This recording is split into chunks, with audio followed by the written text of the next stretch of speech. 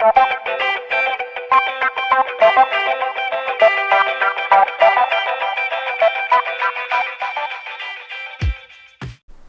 what's up guys? Bearded Coder here. So, if you want to learn Android developing and you have no idea how to start or where to start, you have come to the right place. So, starting today onwards, I'm going to start with my Android developing series, which will go from basic to a intermediate and then to an advanced level. So, we'll be covering a lot of things in this tutorial, and I'll try to cover as much as possible, and we'll also do Android developing with Java, but mainly our focus will be on Kotlin because all know that Kotlin is the latest language which is being used in developing Android apps. There are plenty of reasons why people choose Kotlin. Maybe because I think it is because the syntax is very easy, you don't have to worry about putting semicolons at the end of every line, and plus I also think that the number of lines that we write has reduced significantly. So today I'm gonna walk you through about how you should go through or how you should start your Android developing career. So this I made a small flowchart kind of a thing in order to explain you guys. So let's start with this, and imagine this is you. So after you have to learn two skills in order to start your Android developing journey. Number one is you'll have to learn a programming language that can be Java or either Kotlin. I would highly recommend you to start with Java because if you know more about the OOP structure, that is object-oriented programming, which Java and Kotlin is based upon.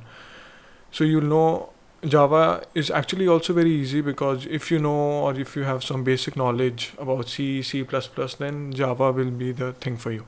And once you learn Java, I think then jumping into Kotlin would be much easier. And yes, so you have to start learning a programming language. And don't worry, after this tutorial, I'm going to start the journey of how to become an Android developer. So you can start watching my series, and I hope it will be very helpful for you. So second is the IDE, that is the Integrated Development Environment. So developing Android apps, you'll have to install Android Studio and the SDK. So in order to build Android apps, we use Android Studio. I'll also go through about how to install this Android Studio in your Windows or Mac machines and in my future tutorials. But Android Studio, you'll have to learn, or you have to go through the studio, and you should know where the tools are or what a specific tool does and what its function is, or how to create new files, how to import drawables, how to import images, how to import animations, and how to design your layouts of your apps. So everything you need to, The third step is that you'll have to learn, or you can start going through some already built Android projects, simple Android projects, which would be very fun also. Because if you, for example, go to GitHub and you download a sample project from there, so what you can do is you can import that project in your machine, run that project, and see how an Android app works. Plus you can go through the code also and know how to write a code or how the code is written. You'll try to understand at least some of the things what's going on.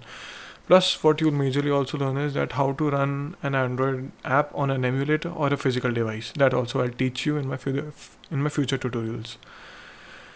So this is a very fun and simple step, but it is also the most important, because if you try to skip this, you will be in you are going to face hard time in future learning Android. Final step is also one of the most important steps.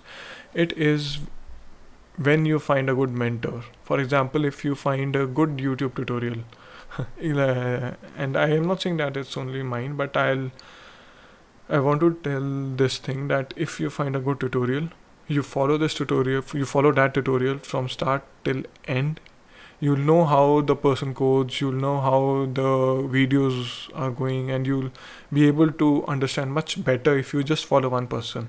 Imagine if you're learning Android and you just keep shuffling between videos every day. So that would be very difficult, and it will be much more harder than you think to learn Android. Finally, you'll after following all these steps, hopefully you'll become an Android developer, and you can go for a dream job of yours, or you can just develop good apps for your own sake. So that's it, guys. So this was the flowchart, and I hope you understood well. And I will only like to say one thing, that if you like this video, please be sure to subscribe and even follow my further videos which I'll be posting in order to learn Android developing or start with this Android developing journey. I hope you guys are doing well. So thank you.